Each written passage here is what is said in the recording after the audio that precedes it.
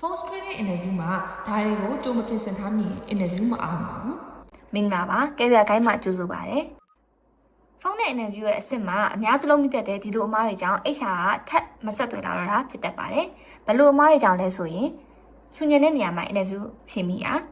ဆူညံတဲ့များတဲ့နေရာမျိုးမှာဖုန်း interview ဖြစ်ရဟာတစ်ဖက်က interview မေးသူကိုလေးစားမှုမရှိရရောက်ပြီးကိုဖြစ်လိုက်တဲ့အဖြေတွေကိုတေချာမကြားရကြောင်းပယ်ခံရနိုင်ပါတယ်ဒါကြောင့်ဖုန်းနဲ့ interview မေးဖို့ဆက်သွယ်လာရင်တိတ်ဆိတ်တဲ့နေရာကိုရွေးပြီးဖြေဖို့အရေးကြီးပါတယ်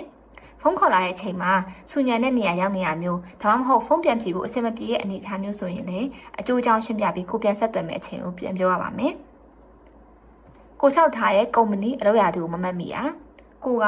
ကုမ္ပဏီအများကြီးမှာမတူညီတဲ့အလုပ်ရာသူတွေလျှောက်ထားရဲဆိုရင်ကိုလျှောက်ထားတဲ့ကုမ္ပဏီနဲ့အလုပ်ရာသူကိုတွဲမှတ်ထားဖို့လိုပါတယ်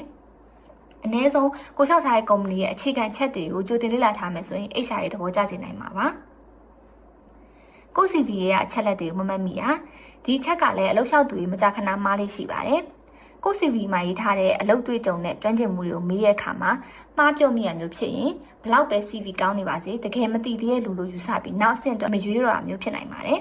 ဒါကြောင့် CV ရဲ့မှာရေးထားတဲ့ချက်တွေကိုသိချမှတ်ထားဖို့လိုပါတယ်အာယုံမဆိုင်တာမရင်ကြီးရဖုန်းနဲ့ interview ဖြစ်တဲ့အချိန်မှာလေသံစကားသုံးနှုန်းစတွေကကိုယ့်ကိုရွေးမရွေးဆုံးဖြတ်တဲ့နေရာမှာအလွန်ရေးပါပါတယ်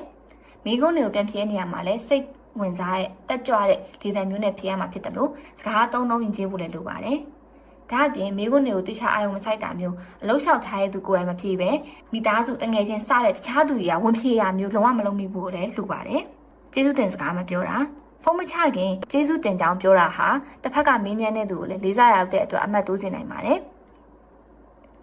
နောက်ဆုံးကြံပေးချင်တာကတော့ဖုန်းဖြေချိန်မှာမျက်နှာပြုံးပြီးပြောခြင်းဟာလေးသန်းမှာတိတာစေနိုင်တာကြောင့်ပြုံးပြီးဖြေပါဆုံးဖြတ်ကြည့်ပြီးအတွက်ကျေးဇူးတင်ပါတယ်ဒီလိုလောက်ကန်နဲ့ပတ်သက်တဲ့အကြံဉာဏ်တွေကိုပုံမှန်မျှဝေပေးတော့မှာဖြစ်တဲ့အတွက် follow ထားပေးဖို့မမေ့နဲ့နော်